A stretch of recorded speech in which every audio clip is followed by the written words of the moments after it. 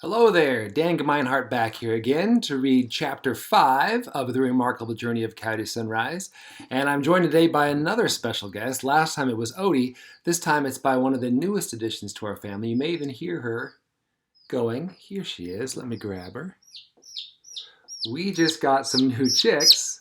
Oh, there she is. And it's an exciting new part of our family. We're doing it as kind of a homeschooling project with all these school closures. And so, yeah. In fact, I think she looks a little nervous. I think I'm going to pause it here and put her back with her sisters. But then I'll continue in just one second with Coyote Sunrise. I'm back with more Coyote Sunrise. So, Chapter 5. We now have Coyote and Rodeo and Ivan. They're all together. Rodeo has signed on for Ivan to be part of their family. And so here we go, Chapter 5. I'll just jump right into it. We stayed that night in a campground at a place called Turquoise Lake in Colorado. It was a real, honest-to-goodness campground with numbered camping spots and picnic tables and crusty metal fire pits. The second we came to a stop in an empty camping spot, I was out the door, Ivan in my arms, ready to go exploring. I wandered down to the lake, sniffing at the smells of cooking hot dogs and toasting marshmallows, dodging the kids zipping around on bikes. I steered clear of the kid-crowded gravelly beach full of splashing swimmers, knowing Ivan wouldn't appreciate all that ruckus and horseplay. Instead, I found a little quiet spot off by myself where the lake lapped up under the shade of some trees. I kicked off my flip-flops, sat down on a log, and slipped my feet into the coolness of the water.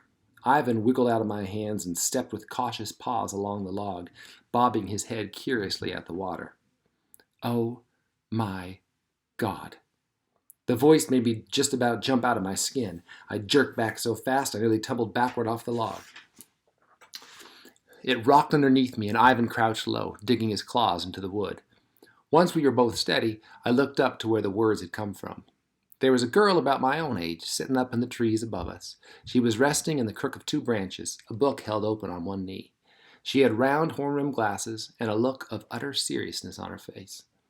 "Sorry if I scared you," she said, "but that is the cutest kitten I have ever seen." I smiled up at her. "That's probably true," I said back. "They don't come much cuter." "Can I hold him?" she asked. And I shrugged and nodded, and she closed her book with a snap and hopped right down to join us. I scooped up Ivan and held him out to her. She tossed her book back into the bushes and took Ivan nice and gently, just like you oughta. She spun him around so they were facing each other. Ivan hung limp in her hands, looking her right back in her wide eyes. "Oh man," she breathed. "I'm like dying from the cuteness. What's his name?" "Ivan," I answered. "After the book. You know, the one and only Ivan." Her eyes shot sideways at me. "Are you kidding me? That's like my favorite book." "Me too," I said, warming right up to that girl. There's nothing like a good book for bringing folks together. I jutted my chin at her book lying in the bushes. "What you reading now?" I asked her, and she answered, "Anne of Green Gables." And I said, "Oh, Lord, I love Anne of Green Gables." And she grinned at me and cocked her head and said, "Want to come to our camper for dinner? We're having tofu sausages." And then she saw my "Are you serious?" face, and she assured me, "They're way better than they sound. Pretty yummy, actually." And I shrugged and said, "Sure." And then I asked, "Can I bring Ivan?" And she smiled and said, "You better." And I laughed and stood up, and we headed off together, and that was that. Sometimes making friends is tough, and sometimes it's as easy as finding someone who loves books and kittens as much as you do. The girl's name was Fiona, and even though she gave me a look when I told her I went by Coyote, she didn't make a big deal out of it. Always a good sign in a human being. We spent the afternoon mostly at her family's site, playing with Ivan and comparing favorite books and avoiding her little brothers. Her family was her mom and her dad and her two little brothers, Alex and Avery, who were kinda annoying but mostly cute. And Fiona was right. Tofu sausages, if you put enough ketchup on them, aren't half bad. True, by the way.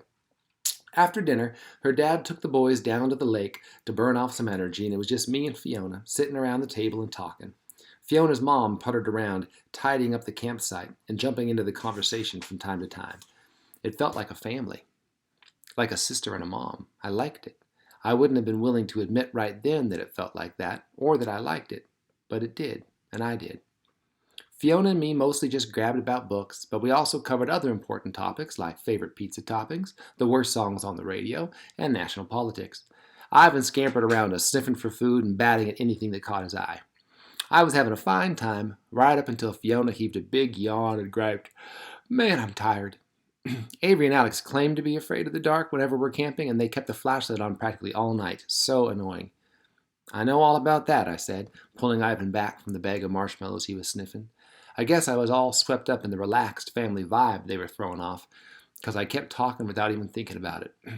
My sisters used to always keep the hall light on, but then I caught myself, and I stopped quick and tried to think of something to change the subject, but it was too late. "I didn't know you had sisters," Fiona's mom cut in with a smile. "Are they here camping with you?" "No, ma'am," I whispered, shooting a careful look up at our campsite. I squeezed Ivan into a tight hug and kissed his head before letting him go. "Where are they?" I swallowed, looked up toward Rodeo and our bus.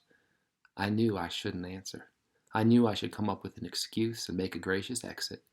But there was no way Rodeo would be able to hear me. And maybe I didn't want to leave my new friend and her nice mom. There's nothing wrong with that, right? So I answered her with the truth, but it came out stuttery and still at a whisper. They're dead, ma'am. They were killed in a car accident 5 years ago." I could feel Fiona and her mom's eyes on me, but I kept mine on Ivan, waiting for the night to slide back into the nice, easy normal it had been before. "Come on, Coyote," as if. "Oh dear, I'm so sorry. That's just awful. How awful." I wanted to say something breezy and light, and I even opened my mouth, but for once I came up short. Out of the corner of my eye, I saw her mom put her hands on Fiona's shoulders, pulling her close in a little from-behind hug that made me sort of ache in a weird, quiet way. "I just can't imagine," her mom said, her voice faltering. "If something ever happened to Fiona or the boys, well, I don't even know. I can't imagine how your mother dealt with such a loss." I flicked a ball of tinfoil, sending it skittering off the table. Ivan scrambled after it in hot pursuit. I kept my eyes down on Ivan. "Well, then I guess she was lucky, ma'am. She died in the accident, too, so she didn't have anything to deal with. I suppose the loss was all me and my dad's." There was another silence, stiff and heavy. I wished Fiona would say something. I could feel her looking at me still, wordless, and I didn't like it. I ain't broken, and I ain't fragile, and that's that. Finally, I managed to swallow down whatever feelings had gotten stuck in my craw.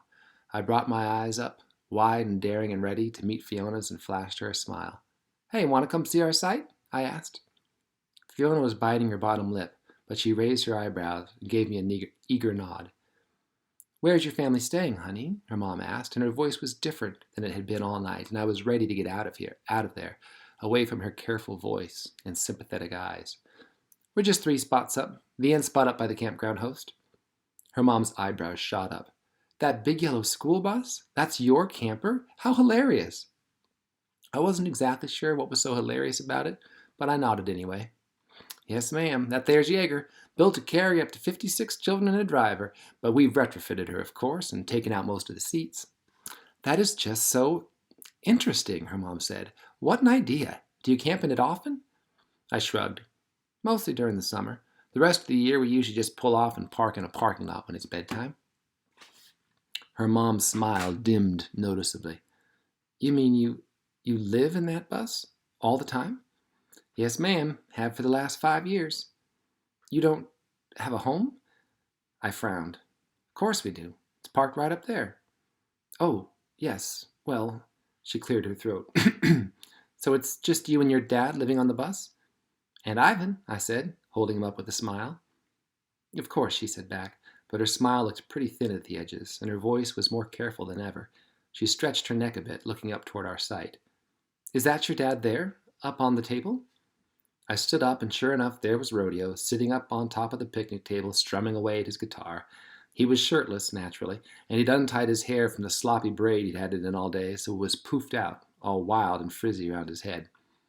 "Yes, ma'am," I said, setting Ivan on my shoulder, "but don't tell him that." I looked away from her frown, down to Fiona. "Come on, I'll show you my library." Fiona started to stand up, but her mom still had her in that backwards hug, and she kept her hands on her shoulders, holding her down. "Actually, hun, it's pretty late. Time to start getting ready for bed, I think." Fiona scowled. "What? Come on, Mom. It's not even dark yet." I'm sorry, her mom said firmly, then looked at me. But maybe you could come down and join us for lunch tomorrow? I knew the game. I had seen how she'd looked at Rodeo, and I knew how he probably looked to her. It wasn't her fault, not really. She hadn't met him yet, hadn't gotten close enough to look into his eyes. She didn't know that if she actually did meet him, Rodeo would probably become one of her very favorite people. I didn't hold it against her. None of us knows what we don't know, I guess.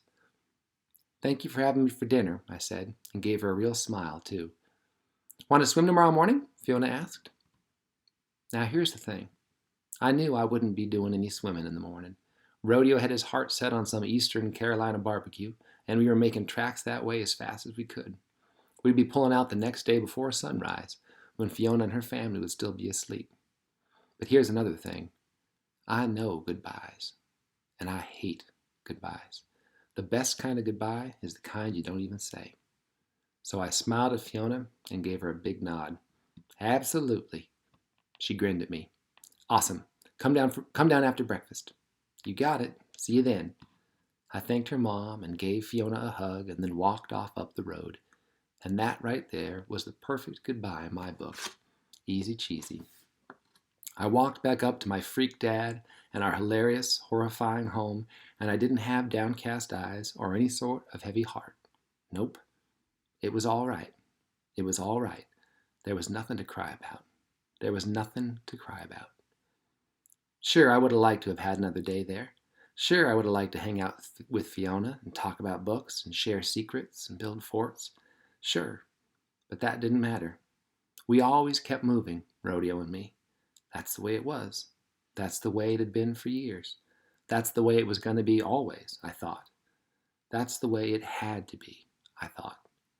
I had no way of knowing right then that it was all about to change in a huge way. That's the end of chapter 5. Next up is chapter 6. I might get to it tonight. Today got busier than I thought, so I know I didn't post them all like I said. But the next installment is the last installment. I'm going to read chapters 6 and 7 and 8, I think, because they're short. 7's like one page. And they all kind of go together. It's kind of one scene split into 3 chapters. So I think there's one more coming. So again, I know I've said this every time, but I can't do the whole book online for various reasons. So I hope you can get your hands on a copy, ebook, audiobook, public library, if you want to do the Coyote Sunrise Book Club. And at the end of March or early April, we'll get together. We'll talk about the book. You can ask me questions. I'm still figuring out the format, how that's going to work. But yeah, so there it is. Chapter 5, right? Chapter 5, maybe 4, whatever I just read.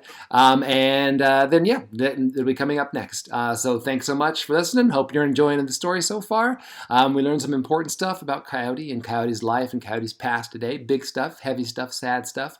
And the next few chapters, the next video, really gets the story started. We'll find out about her mission and her quest and what the story is really going to be about and what she's going to be fighting for. So thanks for listening, and I will see you next time. Goodbye. Oh, I'm back. I forgot to do my book recommendations, and I really love doing that because I never get tired of talking about books. So real quick, 2 other books I highly recommend you to read during these school closures or any time at all. Fantastic books. One is called Train I Ride by Paul Mosier. I'm going to have the cover flash up here. Amazing, heartfelt story about a girl who's struggling with some really serious life stuff, but she's on this really great journey. And on this journey, she makes some friends and she learns a lot. And she grapples with what her future is going to be like. She grapples with her past. It's fun. It's exciting. It's sad. It's heartbreaking. It's got an incredibly hopeful, awesome ending. I've never talked to someone who read it and didn't love it.